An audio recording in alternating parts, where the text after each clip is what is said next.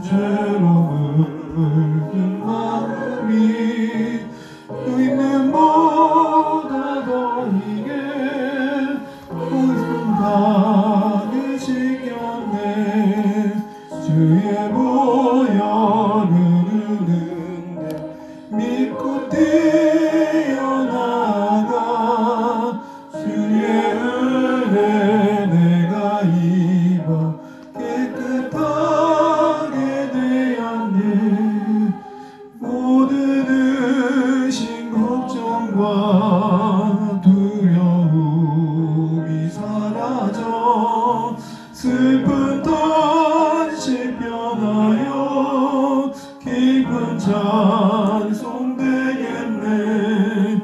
주의 보혈 흐르는데 믿고 뛰어나가. 주의 은혜 내가 입어 깨끗하게 되었네.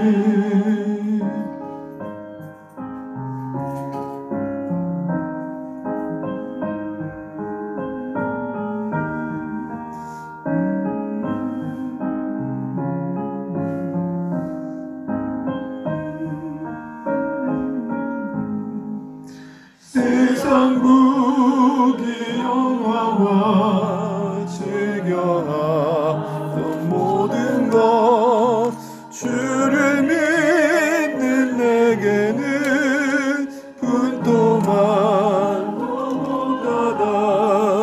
주의 보혈 흐르는데 믿고 뛰어나가. 주의 은혜 내가 입어 깨끗하게 되었네.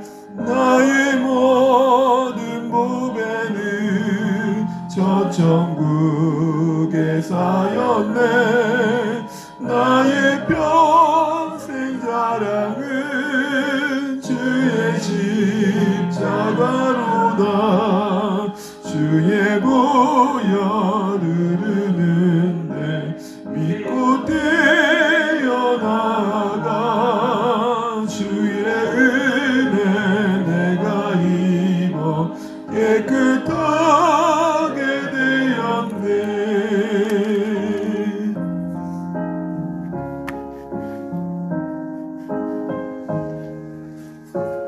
함께 보시면 시편 51편입니다. 시편 51편 1절에서 19절입니다.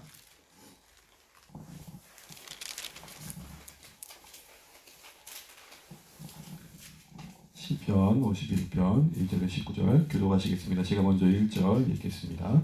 하나님이여 주의 인자를 따라 내게 은혜를 베푸시며 주의 많은 긍휼을 따라 내 죄악을 지워주소서. 나의 죄악을 많게 씻기시며 나의 죄를 깨끗이 씻으소서. 물은 나는 내 죄과를 아오니 내 죄가 항상 내 앞에 있나이다. 내가 시간한 먼데하여 내 목전에 악을 당했사오니 주께서 말씀하시되 의로우시다 하시고 주께서 심판하실 때에 순전하시다 하리이다. 내가 죄악 중에서 출생하였으며 어머니가 죄 중에서 나를 잉태하였나이다. 보소서 주께서는 중심의 중실함을 원하시오니 내게 지혜를 은밀히 가르치시리이다. 웃을 줄로 나를 정결하게 하소서. 내가 정하리이다. 나의 죄를 씻어주소서. 내가 눈보다 희리이다. 내게 즐겁고 기쁜 소리를 들려주시다. 주께서 바꾸신 뼈들도 즐거워하게 하소서. 주의 얼굴을 내 죄에서 돌이키시고 내 모든 죄악을 지워주소서. 하나님이여 내 속에 정한 마음을 창조하시고 내 안에 정직한 영을 새롭게 하소서. 나를 주 앞에서 쫓아내지 마시며 주의 성령을 내게서 거두지 마소서. 주의 구원의 즐거움을 내게 회복시켜 주시고 정하는 신명을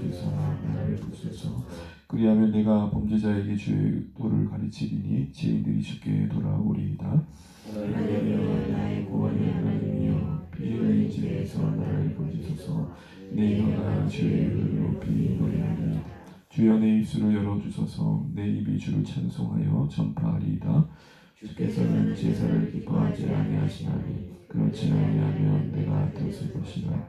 주는 범죄를 기뻐하지 아니하시나이다. 하나님께서 구하시는 제사는 상한 심령이라. 하나님이여 상하고 동의하는 마음을 주께서 멸시하지 아니하시리이다. 주의 은택으로 시온의 산을 행하시고 예루살렘 성을 세우소서. 같이 읽습니다. 그때 주께서 의로운 제사와 번제와 온전한 번제를 기뻐하시리니 그때 그들이 수소를 주의 제단에 드리리이다. 아멘. 네, 함께 기도하면 감사합니다. 다시 함께 한번 축복하시겠습니다. 하늘 복 많이 하십시오. 네. 오늘 본문의 시편 51편 말씀은 시제에서 보게 되면 우리가 너무 잘 알고 있는 내용이 담아 있습니다. 다윗이 밧세바와 동침한 후 선지자 나단이 그에게 왔을 때라고 되어 있죠. 이 한 제목 안에서만 봐도 참 그때의 상황을 우리가 충분히 그릴 만큼 너무 우리에게는 익숙한 오늘 본문의 배경입니다. 한마디로 말하면 간음을 행했고 그것을 살인으로 덮어보려고 했던 다윗의 악함이 담겨있는 이야기죠. 그런데 그대로 끝날 뻔했는데 나단이 그에게 왔다라는 게 시편의 제목처럼 다윗에게는 그것이 드러낼 수밖에 없는 그런 상황을 만나게 됩니다. 여러분 이것이 어떻게 와닿는지 모르지만 사실은 이쯤에서 나단을 통해 하나님께서 드러내신 게 은혜라는 거죠. 그 평생 그것을 붙들고 하나님 앞에 가기 전에 해결을 하지 못하고 살아갔다면 어떠했을까 싶은 생각이 들고, 또 어쩌면 안타까운 일이지만 참 속상한 일이지만 다윗에게 이런 일이 있었기 때문에 오히려 더 다윗은 그 뒤에 인생이 자신의 왕됨으로 교만하거나 자신이 갖고 있는 권력으로 인해 이탈하지 않을 수 있었지 않았을까 싶습니다. 무슨 말이냐면 오히려 절망에, 죄에 대한 절망이 그를 더 겸손케 했고 그를 붙들어주는 방향으로 갔다는 것입니다. 물론 우리가 죄를 지으면 안 되지만 하나님은 우리의 범죄함조차도 이렇게 우리의 거룩과 구원을 이루는데 사용해 가시는 하나님이심을 보게 됩니다. 그래서 너무 잘 알고 있는 시이기 때문에 대략적인 큰 흐름 속에서만 우리가 살펴볼 수 있는 내용들을 살펴보고 마치도록 하겠습니다. 먼저 1절 도저를 읽게 되면은 다윗의 회개의 시의 그 시작은 죄에 대한 통렬한 인식으로부터 시작된 걸 보게 됩니다. 여러분, 죄에 대해서 회개한다는 것은 단순히 내가 잘못했어요 라는 행위에 대한 후회가 아닙니다.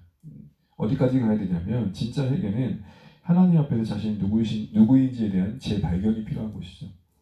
무엇보다도 단순한 행위에 대한 후회가 아니라 어떤 양심 수준에서 깨달을 수 있는 정도의 어떤 반성이 아니라 그 죄를 기회로 자신이 누구인지를 발견하는 게 성경적인 회개에서는 참 필요한 모습입니다. 그래서 여러분, 오늘 다윗이 범죄했다라고 할 때 어떻게 말을 하고 있는지 보십시오. 우리 3절 4절 한번 읽어보겠습니다. 3절 4절입니다. 시작. 무릇 나는 내 실과를 아오니 내 죄가 항상 내 앞에 있나이다. 내가 주께만 범죄하여 주의 목전에 악을 행하였사오니 주께서 말씀하실 때에 의로우시다 하고 주께서 심판하실 때에 순전하시다 하리이다. 회개는 뭘 전제로 하냐면 하나님이 우리를 향해 말씀하신 바에 대한 절대적인 인정을 전제로 합니다. 다윗아, 네가 잘못했지. 네가 그 행위를 잘못한 거잖아. 그때 네, 맞습니다. 하나님의 저를 향한 모든 심판, 모든 말씀하신 바는 다 옳습니다. 신앙의 진정한 출발은 거기서 시작된 것 같습니다. 하나님, 내가 하나님 앞에 섰을 때에 나에 대해 말씀하신 모든 바에 대해 제가 반박할 여지가 없습니다. 입이 있어도 저는 할 말이 없습니다. 유구무원입니다. 하나님 다 옳습니다. 그러면서 뭐라고 얘기하고 있냐면 제가 주께만 범죄했습니다. 주의 목전에서 악을 행했습니다. 사실은 이 표현이 어떤 분에게 불편할 수 있을 것 같아요. 밧세바한테 범죄한 거 아니야? 아니요, 여러분, 이게 밧세바에게 잘못하지 않았다 이 말이 아니라 밧세바에게 했던 또 그 가정에 행했던 그 범죄함이 거기만 머물지 않고 이 모든 게 다 하나님께 범죄한 것과 마찬가지입니다. 이렇게 얘기하는 것이죠. 무슨 말이냐면 내가 누군가에게 사소하게 던진 말 한마디도 하나님, 내가 하나님께 잘못했습니다 정도로 무게감을 느끼고 있다는 겁니다. 특정 범죄에 대해서만 하나님께 범죄했다는 어떤 무게감을 느낀 게 아니라 누구에게 했던 말이든 누구에게 대했던 행동이든 하나님 앞에서 지금 내가 하나님께 행한 겁니다 라고 하는 것이죠. 그래서 성도들에게 우리 그리스도의 몸의 한 지체에게 뭔가 했을 때 실수였지만 실수조차도 하나님 제가 그러면 안 됐었는데는 그런 무게감으로 자신의 행함을 지금 느끼고 있다는 것입니다. 이런 무게감은 양심에서 깨달을 수 없는 것이죠. 단순히 지나가는 후회의 감정으로 느낄 수 있는 게 아닙니다. 이것은 바로 5절에 보면 6절에 보게 되면은 은밀히 말해주시는, 가르쳐주시는 계시의 빛 아래서 가능한 일입니다. 그래서 여러분 6절에 그렇게 말하잖아요. 내게 지혜를 은밀히 가르쳐주셨습니다. 내가 하나님 앞에서 무엇을 깨달아야 되는지를 알게 해주셨습니다 라고 하는 것입니다. 어느 누군가는 인정을 안 하잖아요. 그래서 되도록이면 이걸 어떻게 보면 덮어보려고 한단 말이에요. 그리고 회피하려고 하는 게 우리의 본성이지인데 다윗은 다단을 통해 드러내신 하나님의 말씀하신 바 앞에 자신을 바짝 낮추는 걸 보게 됩니다. 그렇습니다. 참된 회개, 어떻게 보면 우리를 살리는 그 회개의 시작은 하나님이 나에게 말씀하시는 시실코콜한 것까지 하나도 나에게 적용되어지고 그 가벼워 여겨지는 게 아니라 그럴 수 있지가 아니라 하나님 그러면 안 됐던 건데요 라는 하나님 앞에서의 무게감으로 느끼는 그 낮아진 마음이 시작인 것입니다. 그리고 이렇게 정직하게 자신을 깊이 죄에 대해서 인식한 그 통렬한 죄의 인식은 자연스럽게 하나님을 향한 은혜의 간절한 구함으로 이어집니다. 하나님 저의 죄를 용서해 주십시오. 절박한 회개로 이어집니다. 우리 9절만 한번 읽어보도록 하겠습니다. 9절입니다. 시작. 주의 얼굴을 내 죄에서 돌이키시고 내 모든 죄악을 지워주소서. 5절까지는 바로 다윗이 자신의 죄를 인정한 모습을 보이죠. 지나왔지만 죄악 중에 자신을 출생했다 할 정도로 자신의 근본적인 죄의 본성까지 인정합니다. 단순히 몇 번 실수한 게 아니라 내가 죄인입니다. 그러면서 하나님을 향하여 반역했던 마음들, 하나님 내가 너무 선을 넘었습니다 하는 것을 인정하면서 하나님 저의 죄를 모두 지워주시면 좋겠습니다. 특별히 여기서 죄악이라 할 때 이 죄악은 그 원어의 뜻은 반역입니다. 반역. 이 말은 좀 더 표현하자면 내가 선을 넘었습니다. 하나님. 거룩의 선을 지켜야 했고 정직의 선을 지켜야 했고 정말로 의로운 선을 지켜야 했는데 내가 욕망을 따라 그 선을 너무 넘어버렸습니다. 이 얘기하는 겁니다. 그리고 그게 하나님을 대적하는 행위였습니다. 이렇게 인정하는 거죠. 그러면서 주님 제발 그 얼굴 비친 점이 좀 비춰달라고 기도하고 있습니다. 여러분 여기서 우리는 단순히 지금 양심의 짐을 덜기 위해 기도하고 있는 정도가 아니라 정말 자신의 존재 자체가 머리부터 발끝까지 새로워지길 바라고 있는 것을 보게 됩니다. 그러면서 어디 부분까지 얘기합니까? 우리 8절을 보게 되면 함께 읽습니다. 내게 즐겁고 기쁜 소리를 들려주시다. 주께서 꺾으신 뼈들도 즐거워하게 하소서. 지금 다윗이 어디까지 꺾였다 그럽니까? 뼈까지. 뼈를 꺼낼 때는 이제는 일단 뼛속 깊이라는 말 나올 때는 어느까지 깊은 곳까지 지금 내가 고통스럽습니다. 내가 지금 힘이 없습니다. 이렇게 얘기를 하고 있는 것입니다. 죄로 인해 무너진 그의 존재가 하나님의 은혜에서 다시 한번 새로워지기를 바라는 이 간절한 은혜의 구함이 앞서 절박한 그 깊은 인식 속에서 이어지고 있는 걸 보게 됩니다. 그런데 그것이 단순히 면피용, 다시 말하면 양심의 죄짐을 조금 덜기 위한 차원의 강구가 아닌 것은 이어지는 10절의 그의 고백 속에서 알게 됩니다. 다시 말해 그의 은혜 구함의 진정성이 어디로 가고 있는지를 보게 됩니다. 우리 가끔 자녀를 양육하다 보면 단지 그때 부모의 그 무서운 어떤 엄한 징벌을 피하기 위해서 바싹 잠시 행위를 낮추다가 언제 그러냐는 듯이 똑같이 이렇게 반복하는 걸 보잖아요. 그걸 보면서 너는 진정성 있게 회개하지 않았어 라고 다시 불러놓고 이야기를 하죠. 그런데 다윗이 그 회개의 진정성을 이어지는 그 은혜 구함 이후에 이어지는 그 고백 속에서 그가 정말로 하나님 앞에 정말 회개하고 있는 걸 보게 됩니다. 왜 그러냐면 그거 뒤에 이어지는 것이 그 사제가 죄 용서함의 구함이 하나님에 대한 하나님의 앞에서 하나님과의 그 사귐의 방향을 회복하기 원하는 방향으로 이어지고 있기 때문이죠. 그래서 단순히 개선이 아니라 다시 죄를 범치 않을 능력을 달라고 구하는 쪽으로 나아가는 것 통해서 그것을 확인하게 됩니다. 우리 10절 한번 읽어보겠습니다.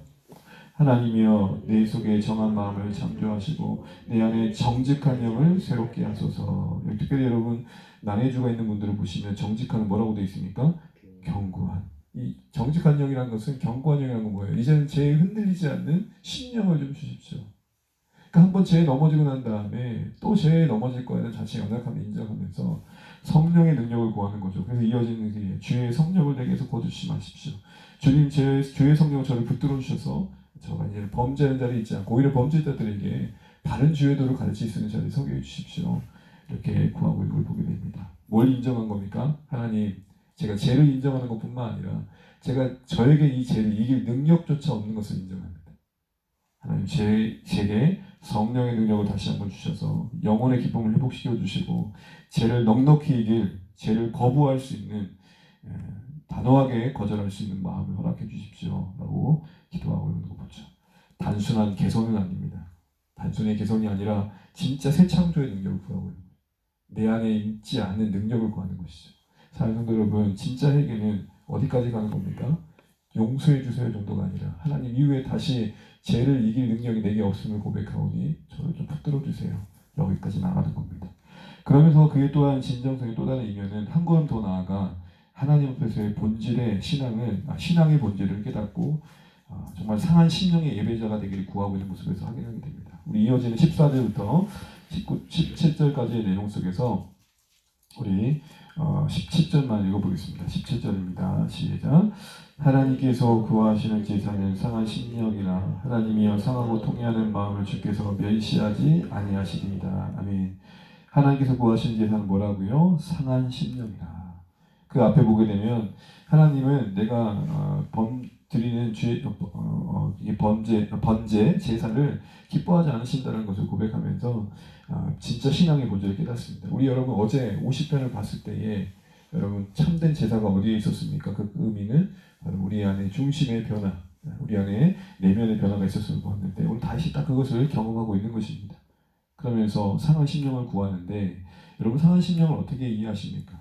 이 상한 심령은 값없이 받은 그 은혜가 우리 안에 딱 와닿았을 때 품게 되어진 신자의 마음이 일어나는 변화인데요. 두 가지 감정이 공존합니다. 슬픔과 기쁨. 그래서 이 상한 심령의 모조품, 비슷하지만 상한 심령이 아닌 마치 모조품과 같은 마음은 뭐냐면 자기 혐오입니다. 낙심이고요. 우리는 상한 심령과 낙심이 같다고 생각할지 모르지만 아니요. 상한 심령은 낙심에만 머물지 않습니다. 그러기 때문에 십자가로 갑니다. 그런데 낙심은 뭡니까? 좌절하는 거예요. 그냥 자기 자책만 하는 거예요. 자기 죄를 묵상하는 데서만 머무는 거죠. 근데 진짜 상한 심령은 뭐죠? 그런 나에게 용서를 베푸신 하나님의 은혜 앞에 겸손히 나아가는 데까지 갑니다. 한마디로 십자가 앞에 엎드리는 데까지 가는 거죠. 여러분 자신의 의의 수준에서 가끔 보면 여러분 자기의 죄가 감당치 못해서 결국에는 생명을 끊는 데까지 가는 분들 보잖아요. 그런 자기 자신이 못났다라는 게 하나님 앞에 엎드린 쪽으로 가지 못하고 자기가 자기를 용납지 못하는 거죠. 자기의 도덕적인 양심이 너무나 지나쳐서 범죄한 자신의 모습을 참아볼 수 없어 자기의 생명을 거둔 쪽으로 갑니다. 그런 선택을 하는 분들을 보면 참 대단하다 생각할지 모르지만 여러분 하나님 앞에서는 어찌 보면 교만한 거예요. 우리 가끔 그런 얘기를 하잖아요. 하나님 다시 한번 시간을 주신다면 제가 그리하지 않을 수 있는 마음을 갖게 될 것입니다. 여러분 우리가 다시 시간이 주어진다면 괜찮을까요? 만약에 베드로에게 3번 부인할 수 있었던 그 부인을 하지 않을 수 있던 시점으로 다시 타임머신에 돌아간다면 베드로 부인하지 않았을까요? 우리 모두에게 담담할 수 없는 상당히 현실적인 문제인 것이죠. 상한 심령이라는 것은 다른 것이 아닙니다. 낮아진 만큼 소망이 담기는 겁니다. 그러니까 슬픔과 기쁨이 공존하는 거죠. 슬픈데 감사한 거예요. 왜요? 하나님 내가 이런 인생인 줄 알게 하시고 그래서 하나님 만나게 해주실 거 감사합니다. 이 상한 심정이 겸손한 마음이 오늘 다윗에게는 예배자로서 마땅히 품어야 할 마음을 고백하면서 신앙의 본질적인 차원에서 이걸 붙드는 데까지 나아갑니다. 정말 아주 넘어질 수 있었던 다윗인데 하나님 앞에서 회개하면서 점점 세워져 가는 것을 봅니다. 그러면서 그가 어디까지 나아간지를 보십시오. 18절, 19절까지 18절만 읽고 마치도록 하겠습니다. 18절입니다. 시작. 주의 은택으로 시온에 선을 행하시고 예루살렘 성을 쌓으소서. 사실은 17절까지 해도 큰 문제가 없는데 다윗의 기도는 어디까지 이어집니까? 예루살렘 성을 쌓아달라는 기도로 이어집니다. 시온을 살핍니다. 왕이었기 때문에 드릴 수 있는 기도였겠지만 우리는 여기서 중요한 진리 하나를 생각하게 됩니다. 무엇입니까? 오늘 지금 자신이 무너졌다가 회복되어진 과정 속에서 예루살렘의 한 무너진 부분을 보게 되는 것이죠. 그에게 그가 받은 은혜가 그 자신의 변화에만 머물지 않고 그가 뻗칠 수 있는 영향력과 안에 있는 데까지 흘러가는 것을 보게 됩니다. 한 사람의 회개가 그걸로 끝나지 않고 그가 존재하고 거하는 곳에서 끝일 수 있는 위치에서 영향력에서 뻗칠 수 있는 데까지 변화를 만들어내더라는 겁니다. 한 개인의 변화가 공동체의 변화로 확장될 수 있음을 보여주는 겁니다. 그래서 여러분 한 사람의 회심이 정말 중요합니다. 가정을 기준으로 한다면 아버지의 회심이 가정을 바꿀 수 있는 겁니다. 공동체를 본다면 지도자의 회심이 교회 전체를 해롭게 할 수 있는 것입니다. 한 사람의 회심이 그게 중요한 것이고 이것은 결국 우리 자신에게 적용해 본다면 변화는 나로부터 시작돼야 된다. 여러분 대부분 우리 안에 만들어진 어떤 종의 공존하고 있는 어떤 화평이라 함은 그 사람의 상대방의 변화보다는 그것을 용납하고 받아들이고 인정해야겠다는 내 안에서의 변화부터 만들어지는 거 아닙니까? 서로서로가 그렇다는 것입니다. 우리 서로서로가 뭔가 바뀌었기 때문에 만들어진 평화라기보다는 고마마 그래 우리 연약함을 인정하자 거기서 만들어진 평화 아닙니까? 바로 그와 같다는 것입니다. 내 안에서의 변화가 작지만 하나씩 쌓여갈 때 가정과 목장과 교회와 그 우리의 공동체 안에 만들어질 변화의 시작이 된다는 것입니다. 상식적인 선에서 우리가 지금 주변에서 일어나는 어떤 정치적인 일들도 모두 이런 것들 다 보게 되면 결국 뭡니까? 저 사람이 조금 바뀌면 괜찮아질 텐데 이런 생각을 하는 것이죠. 이제 말씀을 맺고자 합니다. 여러분 오늘 다윗은 나단을 통해 드러내시는 하나님의 은혜 아래서 자신의 실체를 깨닫습니다. 고통이죠. 괴롭죠. 결국은 어디까지 갑니까? 새롭게 되어지고 상한 심령을 구하는 참된 예배자가 되어지고 더 나아가 예루살렘 한편에 무너진 곳을 보면서 그것이 마치 자신의 문제로 여겨지고 기도하게 되고 그곳을 세워가는 쪽으로 그의 삶의 방향이 흘러가는 걸 보게 됩니다. 장성도 여러분 우리 안에 십자가의 사랑의 역사에서 우리 죄를 고백함으로 참된 용서를 경험하는 은혜들이 넘쳐나면 좋겠고 그 각자의 변화된 그 은혜들이 경험된 은혜들이 가정을 적시고 공동체를 적셔서 우리 안에 이것처럼 서로의 무너짐을 세워주고 긍휼히 여겨진 쪽으로 흘러가는 공동체가 되기를 축복합니다. 넘어졌던 자에게 넘어진 게 보입니다. 죄를 범해서 하나님의 용서를 경험한 자들에게 그 넘어진 자리가 보인다고요. 찾아가서 일으켜주고 싶고 그 자리에 하나님의 은혜가 흘러가길 바라는 마음을 갖는 것이죠. 여러분 그런 면에서 오늘 다윗이 경험했던 이 안타까운 사건은 결국 그걸로만 끝나지 않고 다윗을 새롭게 하고 예루살렘을 새롭게 하는 데로 가게 됩니다. 이런 은혜가 우리 가운데 있기를 구하면서 하나님께 기도할 수 있는 이 새벽 되시면 좋겠고 특별히 명절 앞두고 저도 목회자로 잠깐 기도하면서 그런 느낌이 듭니다. 저 자신도 부딪힌 문제지만 오랜만에 만난 가족들의 관계 속에서 우리 안에 조금 더 우리가 변함으로 품어지는 관계가 있어지고 그래서 회복된 관계가 있어지고 조금이라도 더 은혜를 끼쳐서 이번 명절에 조금 더 우리 주변의 사람들이 나로 말미암아 하나님께로 또 나로 말미암아 무너졌던 어떤 가족의 한 부분들이 일으켜 주어지는 그런 은혜의 역사들이 우리 가운데 있기를 주의 이름으로 축복합니다. 기도하겠습니다. 찬송가 438장입니다. 438장 찬양하시고 잠깐 우리 목자님들은 기도 한 1, 2분 정도 하시고 옆방으로 잠깐 엎드린 방으로 오시면 잠깐 되겠습니다. 죄송합니다. 기도의 시간 조금만 뺏겠습니다. 그래서 잠깐 막는 오늘 가도록 하겠습니다. 438장입니다. 438장 내 영혼이 은총 입어 찬양드리겠습니다.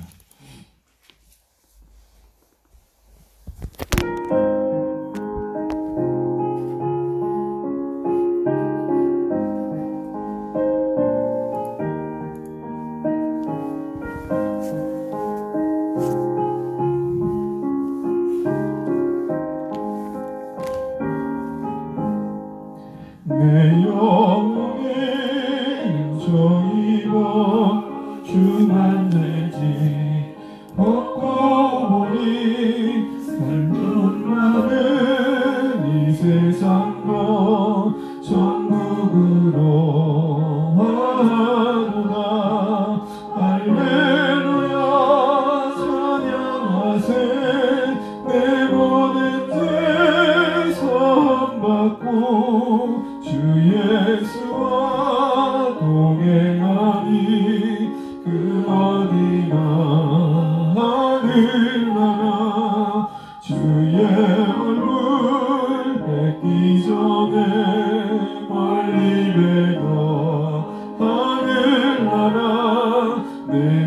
속에 이루어지니 날로 날로 가깝구나. 할렐루야 찬양하세. 내 모든 죄 사함받고 주 예수와 동행하니 그 어디나 하늘나라.